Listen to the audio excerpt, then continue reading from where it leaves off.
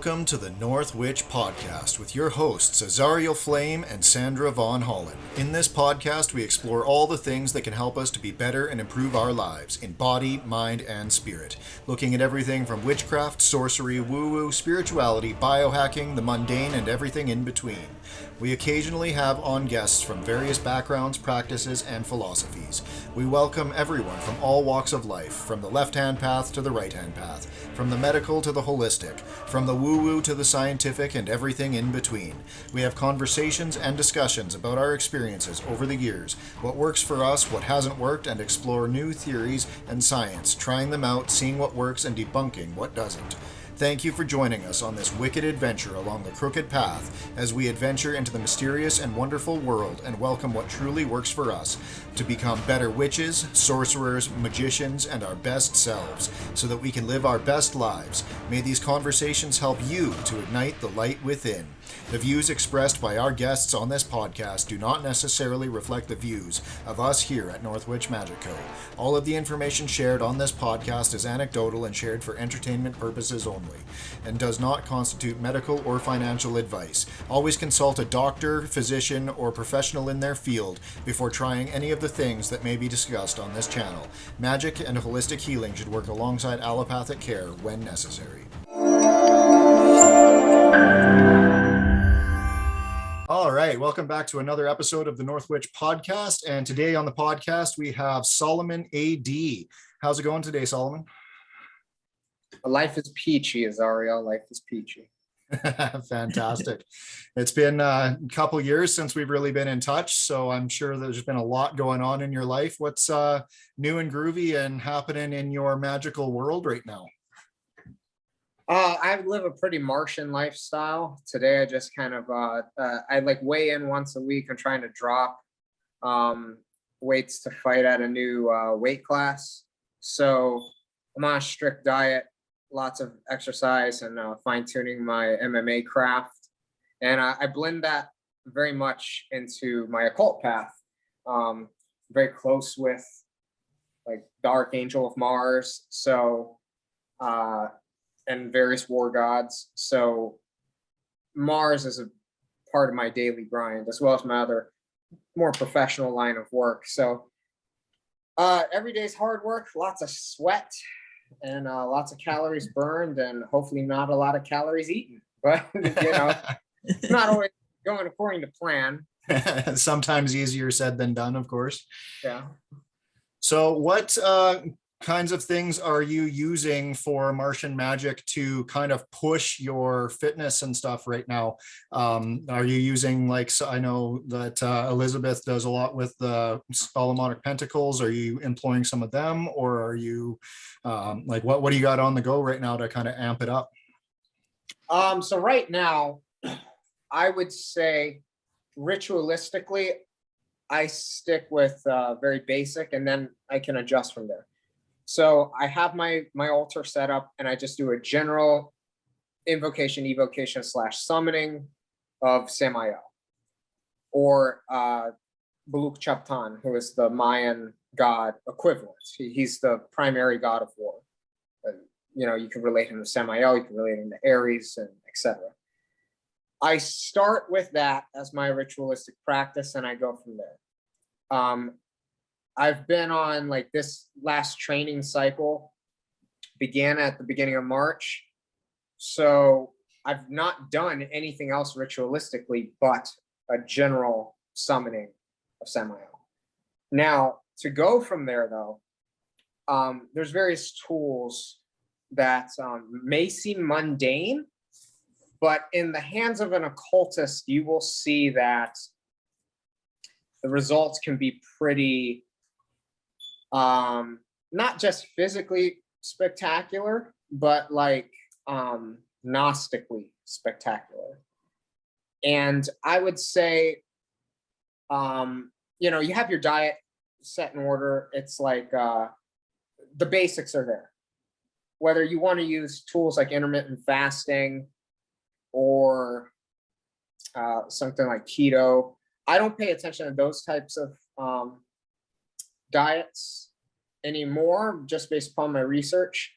And I think the research results come from probably the evocation and summonings too. It's finding the right information for me. I'm not like saying anybody shouldn't do those approaches. Like today I am mixing in intermittent fasting, but it's really just for, I had a big cheat meal. So it's like, do I need to eat the rest of the day? No, I don't.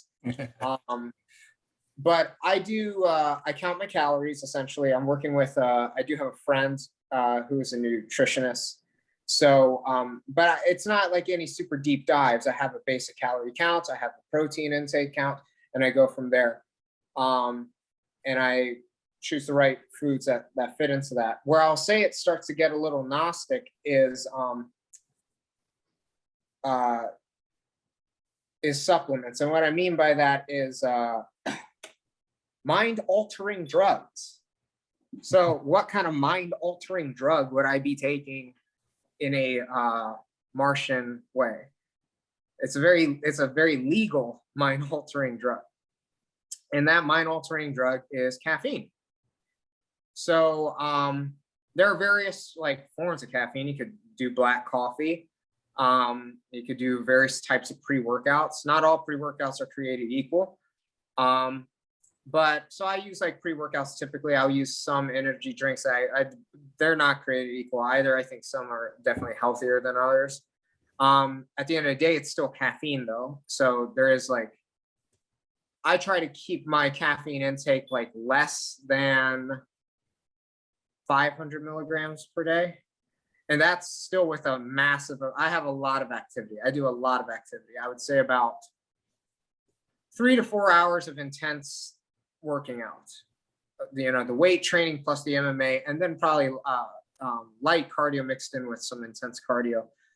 The thing is that when you do ritual and have a close relationship with a Martian spirit, and you basically make them the patron of like the activity that you're doing, which in this case would be fighting and physical training, you're going to see that you may open up a lot of Gnostic channels while under the influence of caffeine. I would, just like how herbs have correspondences to planets, I believe certain other substances have correspondences to planets. I would definitely attribute caffeine to Mars.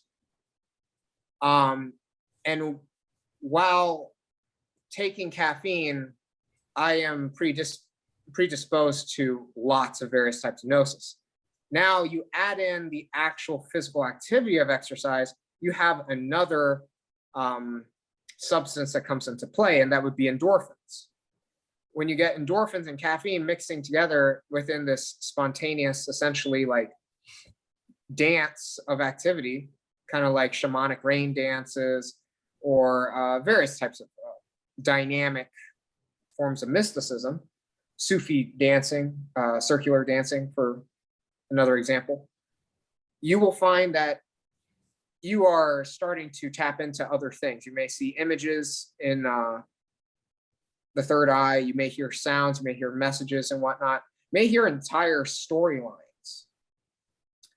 And now this is not for, I wouldn't say this is for the beginner occultist either. I would say, you know, I'm pretty advanced. I think most advanced occultists, and it takes a balance of being advanced as an occultist, as well as having maybe not an advanced level of athleticism, but enough of a level of athleticism where you're not completely dying from every exercise.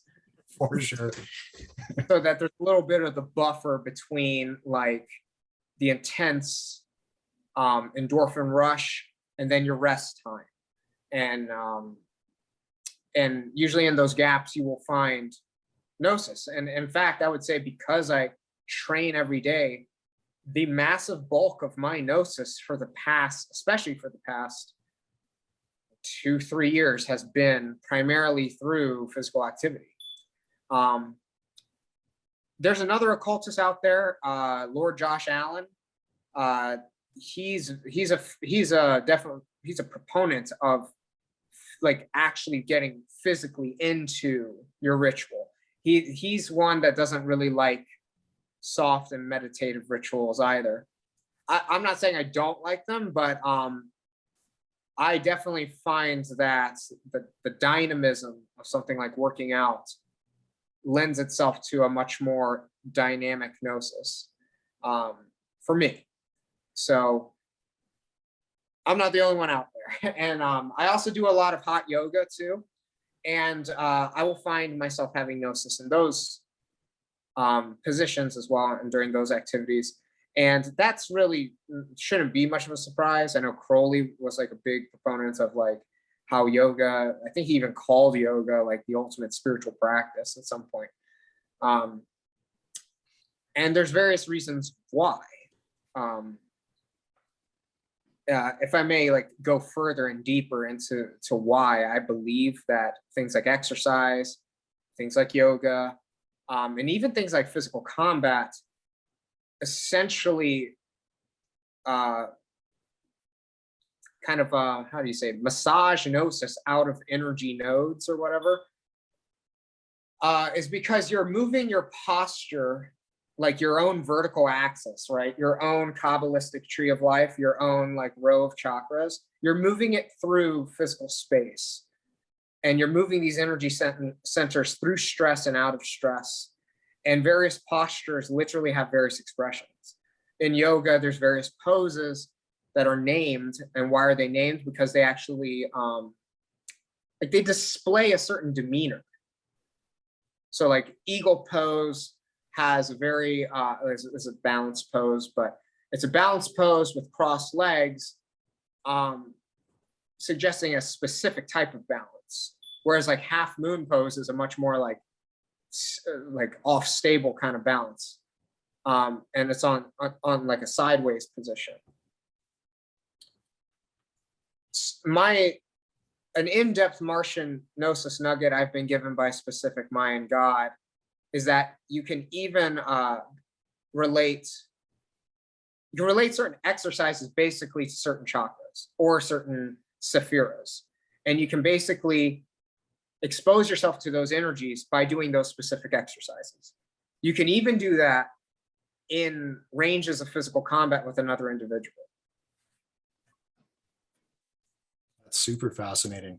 So have you found that there are specific exercises that help you to kind of activate that Gebura Sephiroth to kind of bring out that Martian energy in you, for perhaps if somebody wanted to maybe do some more balancing there, you know, if they needed to gain some discipline, some strength, whatever. Have you noticed any of that within doing this practice? Yeah, I mean, you could basically attribute Gebura to every single one of them in a way, but I wouldn't say that I have like made charts of like this exercise attributes itself to Hesed, or like split squat lunges are equated to Malkuth or something like that. Well, I definitely feel that probably will lean that way and actually do that at some point.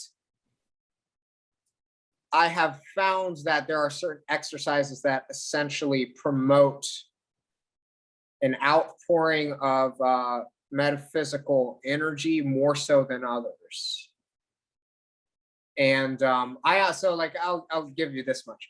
I think the clean and press is probably the ultimate expression of physical exercise plus gnosis in a physical act of like weight training, particularly the double kettlebell clean and press, because what you are doing is you are starting from a hinged position, reaching down into almost kind of like an underworld allegory, hinging / squatting down from the bottom up, from Malkuth, jerking up the weights to a racked position in the middle at the heart, more akin to Tifereth or the sun.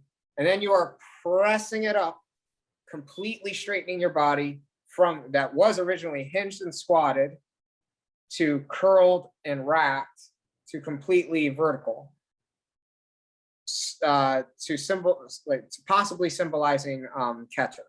So you're literally starting from Malkuth. You're basically doing like a middle pillar kind of thing. And I don't find that any other exercise expresses that better. There are some that I think kind of come close, probably like something like a trap bar deadlift or like even a burpee. But I don't think anything symbolically or through practice, I don't feel like anything else has had a tremendous like outpouring of like kind of like bringing everything full circle gnostically as far as exercise goes. That's actually really interesting, because one of my practices that I do when I'm doing my daily energy work is I bend down, touch the ground, reach into the underworld, pull everything up through me, through my middle pillar. So for those of you who are listening that don't know, the middle pillar is on the tree of life, the Kabbalistic tree of life, and it's everything in the center of your body going up. So you could equate this to your chakras if you wanted or whatever. But what I do is I reach down, touch the ground, reaching into the underworld, pull up the energy, send it up through my middle pillar, out my crown, up into the heavens. So the heavens, top of the crown, Keter, and then let that energy build up in there and build this big ball of brilliant light. And then I pull that down through my body again and allow that to pass back down through that middle pillar and into the earth. So that's interesting that you mentioned that, because that's like been a daily practice of mine for quite a while. So interesting cross gnosis there. Now you just have to add the weights to it. Yeah, for sure. Yeah. So with that being said, like from what you said, if I was another individual going to try something like this, just fair warning, like because of like, you know, you're adding weights into it and stuff like that, you're probably not going to get a very good visualization. Like I wouldn't say that. You wouldn't get a very fleshed out visualization. I definitely get visualizations even when under the stress of like the weights and stuff, but it's more like a rush. Like it's very like ambiguous, and it's more like kind of like the vision, like where I would imagine if you were going to do like any kind of energy work, if you're used to seeing like stable, subtle colors, start doing this and see what it does to your vision. It's like colors, but moving at that kind of speed and jerkiness. So it's much more, it's definitely much more intense. Like when you apply it to that, and that's why I think a lot of people don't. I think even like probably ancient practices haven't had a good like a fleshed out description of like what it could be, even though we do know that like in ancient India and modern day India, the Pelwani wrestlers would swing like clubs and maces, and they would incorporate a lot of hatha yoga into their wrestling regimen, and they had beliefs that it corresponded to various spiritual aspects that could be found in the Vedas. Yeah, for sure. And we definitely see a correlation like that in a lot of the cultures around the world. I mean, the Spartans absolutely believed in that Martian aspect under Aries. We see it, you know, in Australia, lots of practices there for bringing up that energy with the war gods and stuff. So it's definitely something that seems to pervade most cultures. So it's really, really cool that you're getting so much out of that and able to push that. Have you been noticing that there's any difference in perhaps post-workout gnosis if you've been doing, say, a workout in the gym or in your MMA ring versus, say, doing your exercises outside? Or like, have you found a difference in locale for the gnosis that you're able to get from the Martian sphere? Locale / activity. So I typically work out in the gym, and the reason is because the gym is kind of like an altar. I think it provides the similar effects to me that an altar would, as opposed to if I was doing it outside. Things are not as intensely, I don't want to say that, but like, well, yeah, like they're just not as intently structured. Whereas they can be, because you'll find a lot of natural features that be like, oh, this is such a nice place to do a ritual. And then you'll find some natural places that are just so wide open. You're just, the people are like, I'll do a ritual here. It's nice and wide open, but it doesn't provide enough like confines. You know what I'm saying? Like there's a purpose to Yakin and Boaz, if you will. So like, I do have a preferred gym that I go to, and it provides that kind of structured and altar place for me. And, you know, certain gyms have just different energy. And it's true. Like I go to, like, tomorrow that my favorite gym's not open. So I will go to another place, but I'm preparing myself. It's not like, I'm not going to feel as fired up. But I gotta get it in on a Sunday. So there's that, but also with yoga studio. So like I go to an actual yoga studio to do yoga. And part of that is the reason, part of that is the motivation reason, is because I've tried doing it on my own and I'm not as motivated typically, but I do like the like hot yoga. And I do like the sensation of like the purifying aspect of sweating a lot. And I sweat a lot. So it's a lot of purification, but also being under the guidance of like someone else when I am under a physical stress is kind of needed. And it allows me to just like go all out within the posture. So it allows me to not physically hold back. Yeah, totally makes sense. So now for our listeners who aren't really seasoned occultists, Aleister Crowley decided to start categorizing drugs and other things on the Kabbalistic Tree of Life in Liber 777. So what made you come up with that caffeine belongs to Geburah in the realm of Mars? Is it mostly because of its motivating and stimulating effect, or are you finding that it's giving other qualities to things for you? Well, part of that is because of its effect, but also gnosis from Samael that it is. I've had gnosis from Samael about like even other narcotics having not just Martian correspondences, but anything. So like certain entities will correspond to certain narcotics or other kind of things. It's like, if you think about it, like there's no way that anabolic steroids are not associated with Mars, but it's like if I was to look at something and like somebody asked me what planet is associated with it, like my gnosis, like my Gnostic sense is telling me that is Mars. Like for instance, I would probably equate like marijuana to like well, I mean, I guess you could do a Sephiroth, but like I've been told by Samael that marijuana corresponds to like Lucifer.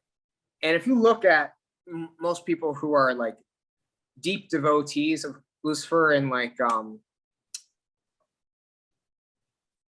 well, yeah, if you look at any of them, right, like they do have that kind of like marijuana is typically that first drug of rebellion, you know what I'm saying?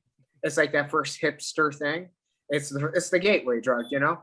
And then if you look at its effects on the people that follow Lucifer, you will either have like the people who do it recreationally, or maybe like they're into the more esoteric, like the esoteric health benefits of it.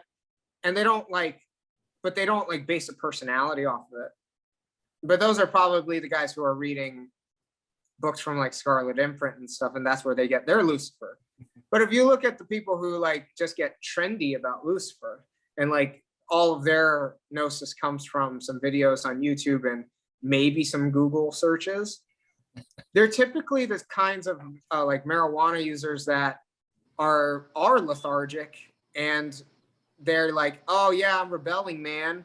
And then it's like them just like sitting on the couch. And so it's like, it becomes this rebellion that doesn't go anywhere. It could be either or. Just like steroid users, right? You'll find steroid users that are completely ripped. And then you'll find some that are completely like fat. It's depending upon like what side of the spectrum are they falling under, because there's plenty of gym rats that don't have any discipline that take steroids, because whether they want a shortcut or they want some kind of an edge, but they don't have the discipline, then they come out looking like that. Whereas you have like people who are serious competitors for like bodybuilding or whatever, and that's what they're doing, and they look like they have the discipline to it. So,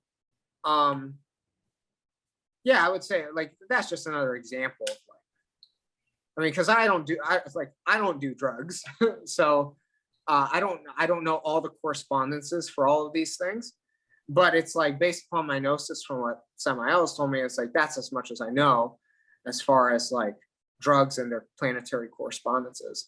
But caffeine is my favorite drug, I guess, because it's very Martian. But if you look at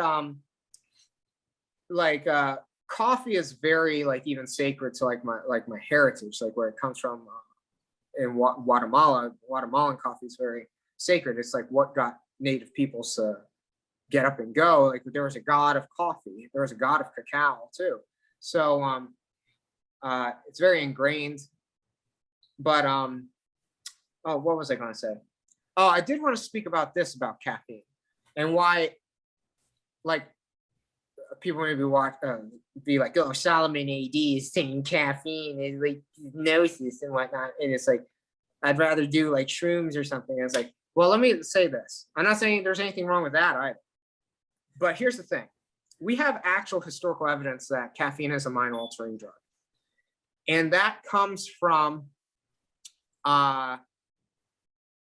not just Renaissance era art, but prior to the Renaissance, I think what people refer to as the Muslim Renaissance, during the days of the Middle East, of the more prosperous nations prior to Renaissance Europe, you can see a drastic expansion in the art of Islamic artwork from things that were a bit more tame to much more fantastical. What happened during that time was the discovery of not just the discovery and importation of Ethiopian coffee. It clearly had an influence on artwork throughout the region, to a point where what you were looking at, instead of like actual like cartoonish depictions of characters, you started having fantastical like abstractions that had commentaries on the commentaries on these pieces were of conceptual spiritual notions.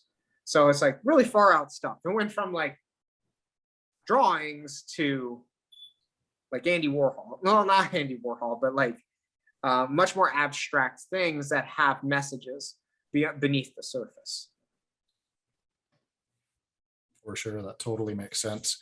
And then for other people too, I mean, cacao itself is a well-known mind-altering drug. It's used in shamanic ceremonies all throughout South America. So, I mean, any of these things that we here in North America just see as, part of everyday life type thing, you're drinking a cup of cocoa or a cup of coffee, these had very significant ceremonial significance in ancient times. So I can definitely see absolutely that you can get some good gnosis out of either of those for sure. Yeah, I mean, really, if you look at like the whole point of like dream style gnosis is because of your natural deposits of DMT when you go to sleep. And it's like, here's a tip, because I get plenty of dream gnosis. Why? Well, this has to do with my Martian regimen, but I take a sleep supplement. It's like and not all sleep supplements are created equal. So like if I'm recommending melatonin, but don't just like go be like, oh, it's like melatonin, I've tried that. It's like, it doesn't work. There's various types of sleep supplements. They're not all created equal. And I'm not saying like any kind of prescription thing either. I'm talking about more like fitness-based sleep supplements. There's various kinds. It's like, I don't want to plug anything. Without saying any brands or anything, I use melatonin and ZMA supplement for when I want to get good dream gnosis. It helps me hit that REM cycle a little bit harder. Oh, yeah. And, you get a little bit more GH release, which helps with that DMT release. I find that, and for those listening that don't know, it's just zinc, magnesium, and vitamin B6 with a little bit of black pepper extract. So that's one that I like for, extra sleep gnosis. Yeah, and that blend you just mentioned is around, it's like within the same realm as like some of the stuff that I take. And like I have three types of sleep supplements. I have some that are more preferred than others, but it also depends on my goal. Some have more of a fat burning effect. So,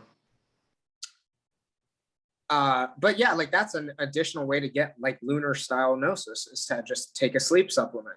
You don't need to be like puking your brains out from ayahuasca or anything for just a little bit of extra gnosis. Like there's things around that you can use. And like that one I would say is very underrated, just like caffeine. So. Absolutely.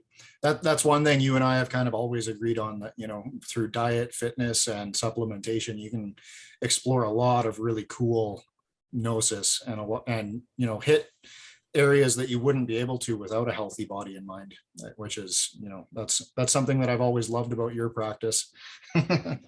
Oh, thanks. I appreciate it. But if you just look at it, like any kind of regular, like, you can find this anywhere online, but it's like common doctor knowledge. Like if you're within a certain body fat percentage, there's basically your body, like the higher body fat percentage is, the more slowly and less efficient your body's systems operate. So if you can get to an optimal body fat percentage for you, you're basically, you're running on all cylinders. And so that means like things like sleep and like energy production become better. So that means you can extract gnosis from those energy systems by participating in activities that use those energy systems better if you are in better shape. And then there's just like the whole like how much metaphysical energy can your body like keep.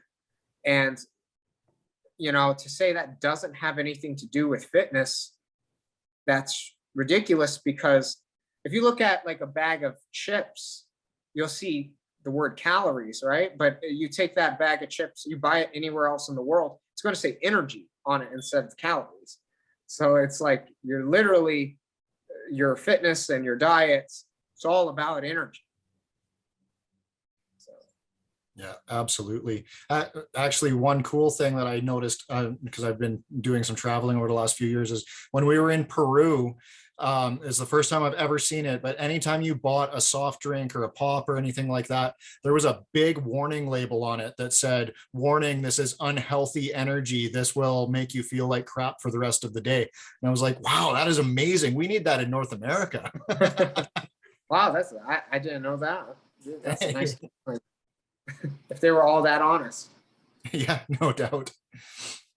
So last time that you and I were talking, you were beginning your journey into resurrecting the Mayan occult world, and you had begun cataloging and writing down some of your gnosis with that, and working on producing a Mayan grimoire. Did you want to talk about any of that today, or share any of that with us? Well, I'll just share that the grimoire is a work in progress right now. It's the system that me and my family use. At least this is it's the first of an entire series, because there's so much research to be done.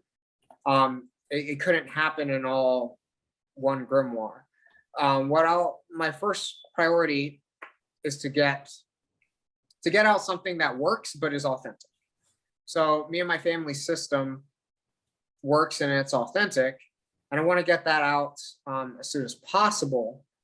But I have other commitments right now that it's just slowing down the process. But I work with the Mayan gods, and there's hundreds of Mayan gods, but I will say that there's a select 20-ish that me and my family work with on the regular, and they've manifested a lot of cool, great things in our lives. And I do offer spiritual services, so those Mayan gods are typically the ones that are most willing to help. out of almost any pantheon.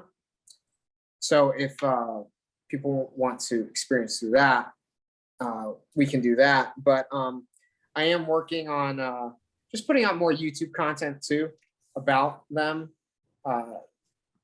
generate some interest, because I think what's interesting is that large portions of North America and Latin America could trace their some sort of lineage to whether it's Mayan ancestry or Mexica ancestry, some kind of indigenous ancestry.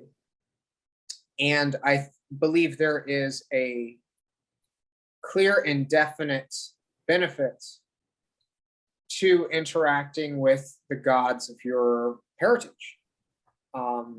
There is a benefit to working with your ancestors. I think there's a possibly even bigger benefit to working with your ancestors' gods.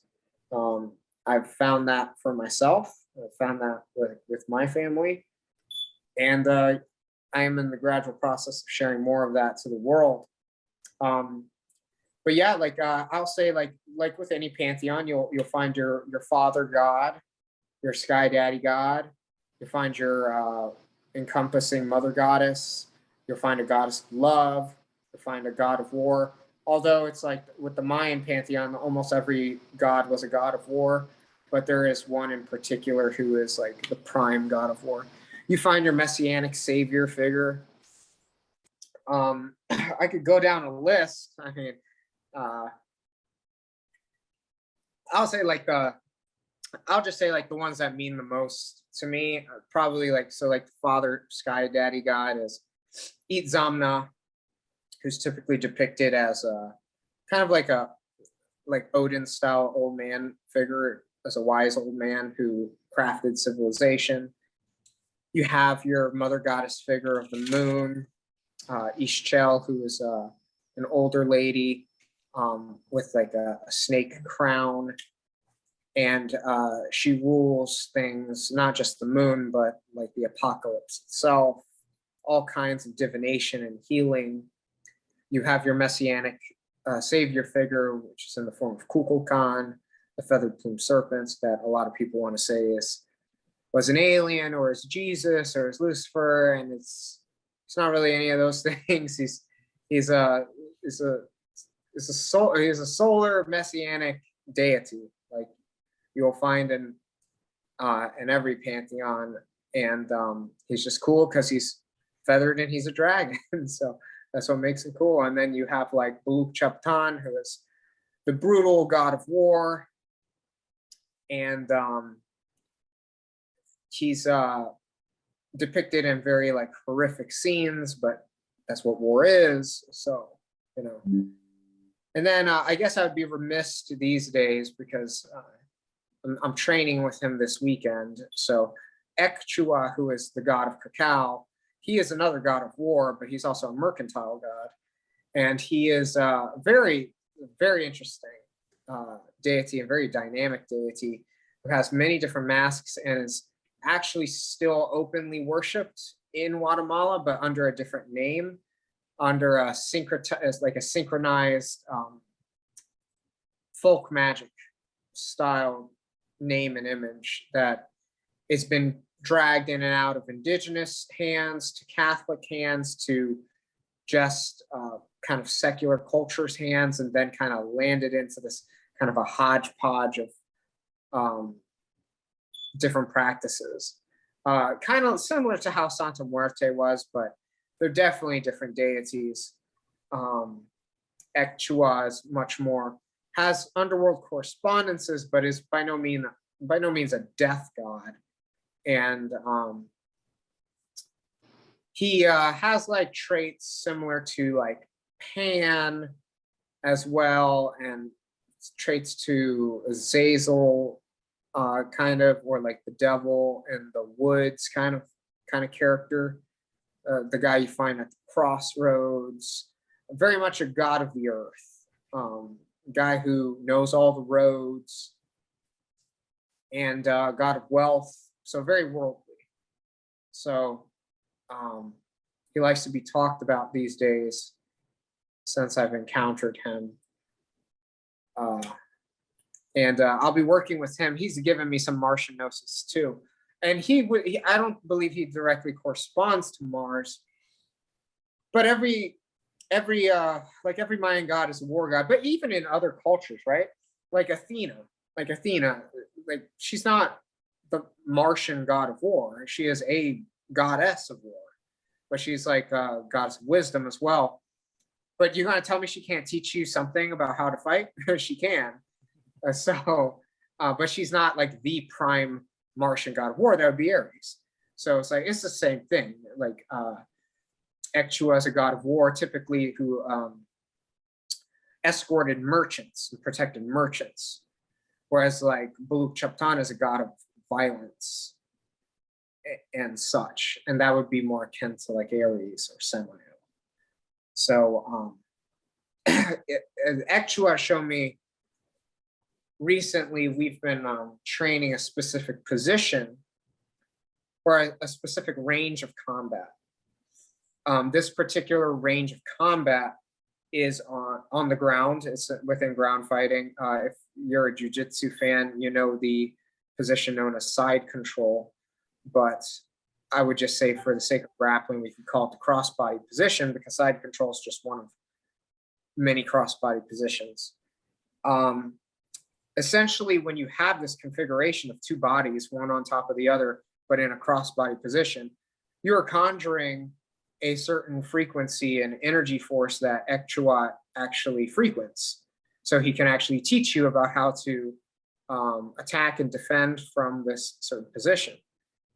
And there's certain color associated with this position too, that at least I have seen it in my third eye. I don't really have any other occultists that happen to be MMA fighters to like really compare my notes with. But the color orange is associated with the crossbody position. So we're working on expanding an arsenal of attacks from this position. I just find this very interesting because when you look at chakras and you look at the Sephiroth, you have these colors and spheres that are associated with certain qualities. But if you also look at like the planetary symbols associated with the Sephiras, they're different. They're different geometric shapes, even though all of them are circles, right? But the planetary symbols, not necessarily perfect circles. If you look at the chakras, they're all circles, right? But they each have yantras, geometric symbols within the chakras. The same thing happens within combat positions between two individuals. You have, say these are two individuals. You have two vertical axes from the feet through the spine to the crown. Now, say they're on the ground. This guy, the orange one, ironically, is in the crossbody position. Now you're conjuring a different sort of energy than if you had two vertical axes pointing vertically up. Now you have two vertical axes literally flat on the ground. It's a different kind of energy, different kind of frequency. And if you watch any MMA fight, just tune into any UFC fight night, the pace at which two people are fighting from a distance is much faster than one person on top of the other on the ground. It's a slower, grindier kind of fight, and it conjures a different kind of energy. Absolutely. I would totally agree with that. So now with all of this Martian experience that you've had, you know, with the Mayan gods, with Samael, the other gods in the Gaburan sphere, what do you use for attack and defense magic-wise? Since we've focused mostly on physical right now, let's talk about the metaphysical. Okay, so my first line of defense is like, okay. First line of defense is visualization, because it's like, I don't know how some spirit rolls up. I don't know how tough they are. They may not be worth doing a whole like ritual for, right? So this past week, right, I actually encountered a very powerful demonic entity. And not the demonic like daemon, or not even the demonic with like I'm friends with demons kind of way, because because I don't want to. I have good relationships with several demons. I'll mention some just for like context. I have a very good relationship with Lilith. I have a very good relationship with Andros, Azazel. So I'm not opposed to demons. There's a lot of demons I really get along with, but then there's some demons that I don't. I think that's a common misconception. This is very good for the topic of spiritual warfare. Not all spirits get along with each other. And I think there's a specific caveat with demons, in my experience, as opposed to angels. And I think this is similar to other gods, but I think it's more so with demons. People think that because demons like rebelled against God or something, that they all like have parties where they just like shit on Jehovah or something, and they all get along with each other, but they don't like Jehovah. The thing is that in almost every mythological account of demons, there's some kind of infighting that happens with them, whether it's even fictional, like Paradise Lost. But if you look at the early Kabbalah, like the very first major piece that depicts demons in a organized malefic structure, like the treaties on the left-hand emanation, they are literally all fighting each other, with very distinct lines of boundaries and what they're fighting for. But that being said, yeah, they're always fighting each other. Even I think what is it in Mathers just depicts the entire Qliphoth fighting with each other. Even in the works of Asenath Mason, while I don't think she describes all the Qliphoths fighting each other, like the top Qliphoth that has two demons ruling over it, they fight each other. They're like literally fighting each other. So I don't think, not all demons get along, is what I'm saying. So like me having a scuffle with a demon is not outlandish, because there's like literal accounts of this happening throughout history. Whereas with angels, that's not necessarily the case. You don't see that as much. Not saying it doesn't happen, it does happen, but it's not going to happen as much, because angels are more aligned to the concept of unity anyway, so they're typically going to be unified. Demons are on the closely related to the concept of rebellion. So what are they going to do? They're typically going to rebel, and that means against each other too. So I got into a scuffle with a demon. I will typically, so like this is how I Martianly handle it. I've done this several times. I will conjure the demon into a heavy bag. Or I don't want to say a demon, I'm sorry. But in this case, yes. But not all of them are demons. I don't want to sound like I'm out here like bullying spirits or anything. It's just like if I'm ever attacked by something, I will conjure it into a heavy bag, and I will tactically beat its ass. Like I will, because I know how to fight, there's certain targets I will choose instead of the other, and I'll let the visualization speak to me. I'll let it manifest however it wants to manifest within the confines of the bag. Basically, the heavy bag becomes a magic triangle, and I let it have some flexibility of how it wants to manifest, because however it manifests, it will have strengths, but it will have weaknesses, and I will, as long as it matches the form of a bipedal creature, then it has targets that I can acquire and I can attack. And that's what I do.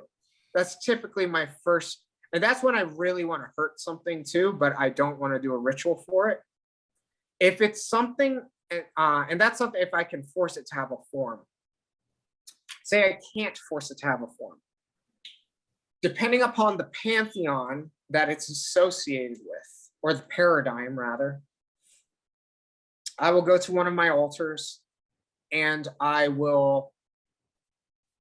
may not need a sigil, but I will conjure it at the altar before Samael typically.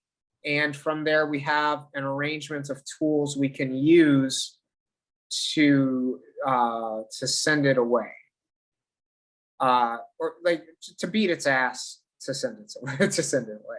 So if I have some enchanted daggers, and if that's not enough, I will use the Sword of Solomon. And if that's not enough, I have a grappling dummy that I could basically do the whole heavy bag treatment on, but I will instill the spirit within the grappling dummy and that's also surrounded by a magic circle.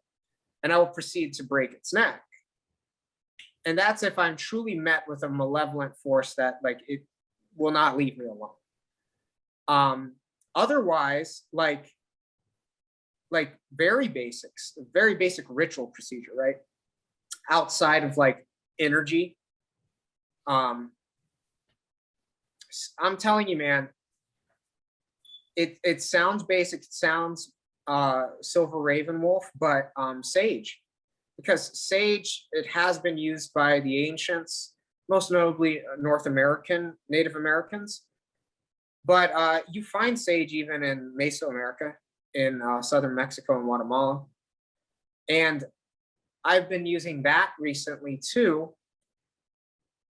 And it's amazing. Sage is like really takes care of most of your problems. I think sage will take care of like 90% of all spiritual encounters.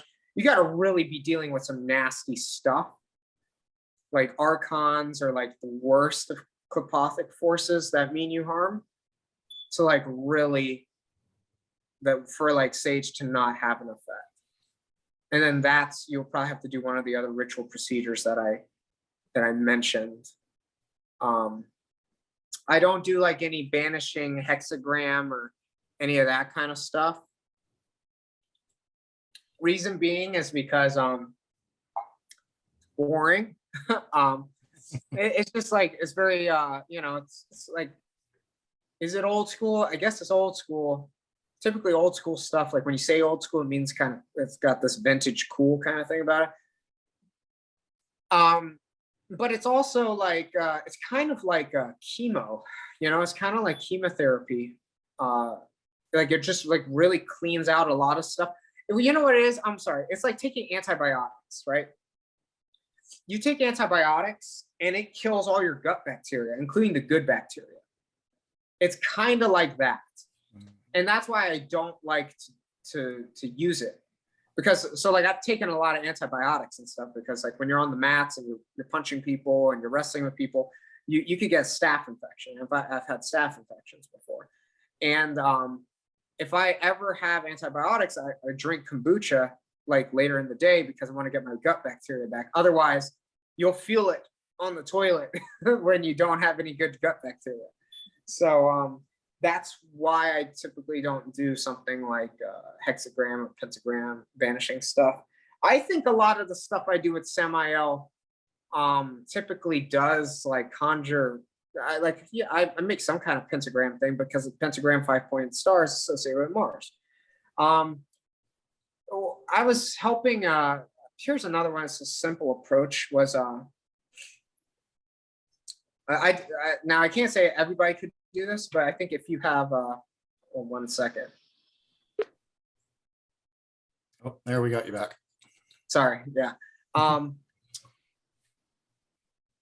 Here's a simple approach, but I can't swear that everybody could do it. I think if you develop a good relationship with Samael, you could do it, and that is if you go to, like, say you feel presence in the place in whatever room you're in, you go to the 4 corners and you do this. You basically like make a blade with your hands in like a V position, and then you go and you say Elohim Gibor, and then you like refold your hands outward and out like that. And you do that in every corner of the room facing inward towards the room. And I had someone do this because they were that spirit medium, but they were very inept in terms of actual ritual magic. And they had an imp experience, like a sleep paralysis imp experience. And I just told them to do this Elohim Gibor with knife hands through 4 corners of the room, and then do it again in the center. So it's 5 times, 5's the number of Mars, and you hit 5 points. And it's basically conjuring Gevura energy into the room in a combative fashion, metaphysically, to deal with the imp, and then the imp was gone. So the reason why I said I don't know if everyone could do it is because, like, you gotta think about it. If you've never done magic before, and then you just do that, like, it's like I'm teaching you how to throw a jab for the first time. It's like, okay, you did it, but like, how powerful is it really going to be? You know, it's like, you got to practice it. You got to like have a good relationship with Mars and stuff. Just like you have to have a good relationship with your jab. You got to hit the bag and hit some pads once in a while. So that's what I would do. That's a very simple Martian spiritual warfare tactic that works. I just think you probably should do some kind of Martian ritual on a Tuesday when the moon is waxing, to charge up your own Martian energy. Yeah, absolutely. That totally makes sense. And, you know, just like that jab, the more and more you practice it, the stronger it's going to get. So a lot of people fail to realize that even the most simple techniques get stronger and stronger and stronger over time. So even though you're not getting results right off the bat with something, that doesn't mean that repetition isn't going to make it stronger. Yeah. And I will say that about like the vast majority of like rituals that I do. The vast majority of rituals that I do, and the vast majority of rituals I've seen that are successful, are simple stuff. Like I was telling you guys at the beginning of this, my ritual approach is generally simple, and it requires like an altar, requires a geometric backdrop that is appropriate to the pantheon, and it requires 2 pillars. And there's a reason for that. And from there, you can basically do generic summonings for whatever entity, as long as it's applicable, and summon its energy and request its help with a certain thing. And typically results are shown. Only on very like weird occasions or climactic occasions would I say are massive rituals with a capital N needed, you know? But, you know, there's nothing wrong with doing big rituals. If you like to do big rituals, do big rituals.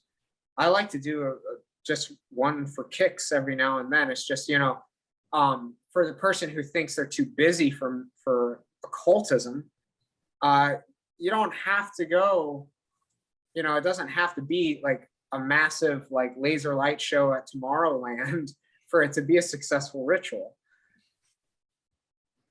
Absolutely. I would totally agree with that.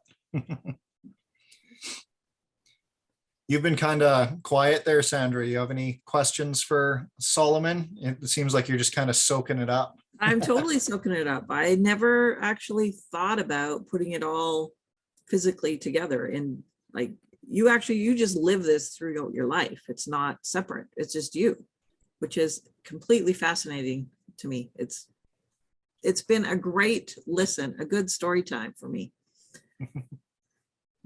Well, it's interesting that you say that too, because I think I've heard other occultists like kind of say that, and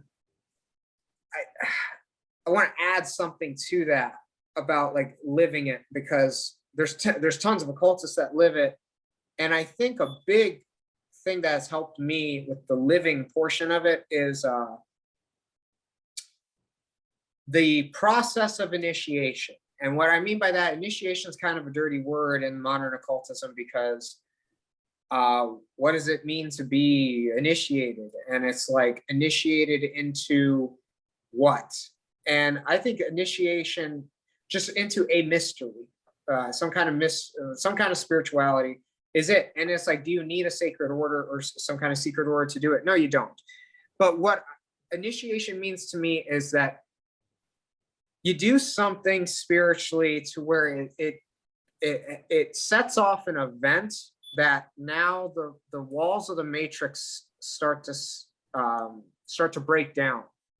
So the veil between you and the spirit is so much thinner that you can't help but live it.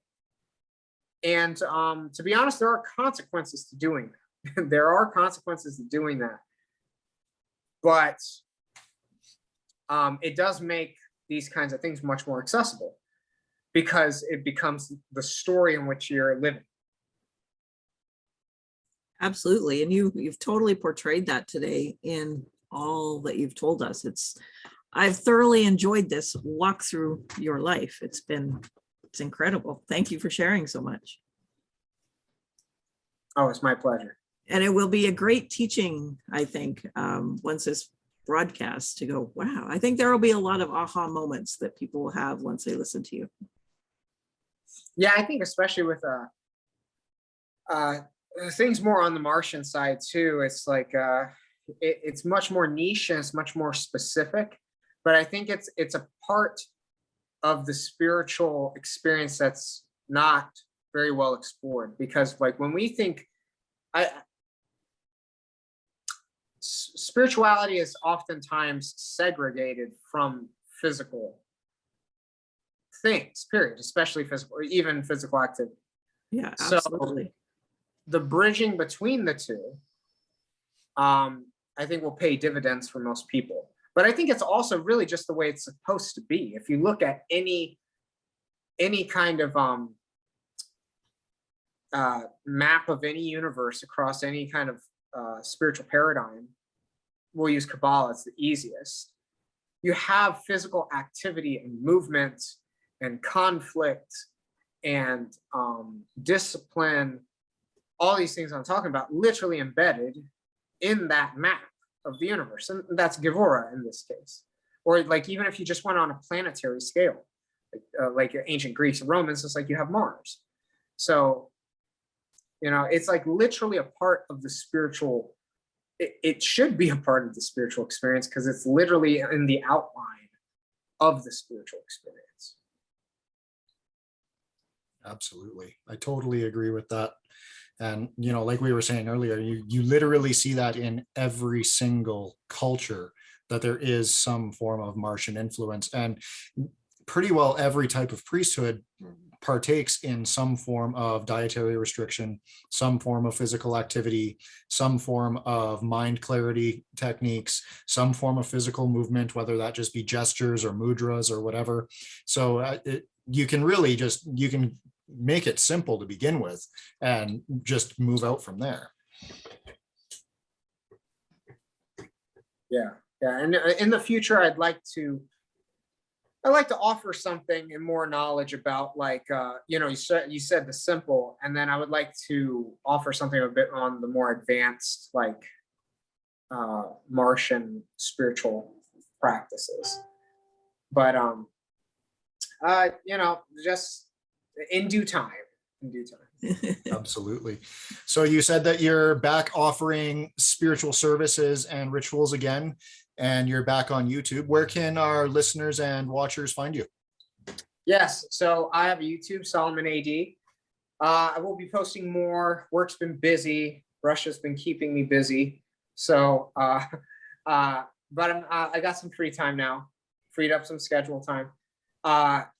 I want to be making I have a whole list of YouTube videos I got to make, just with a lot of great spiritual experience from someone who's approachable, but like who's had the experience. I think what's great about some spiritual channels on YouTube is that you have people that have actually done the work. You know, it's like you're not reading older books by just celebrated personalities that we don't know too much about the practice. And sometimes like we have evidence that they weren't really good practitioners. Like Eliphas Levi apparently didn't practice much magic as far as the record goes. He just wrote about it.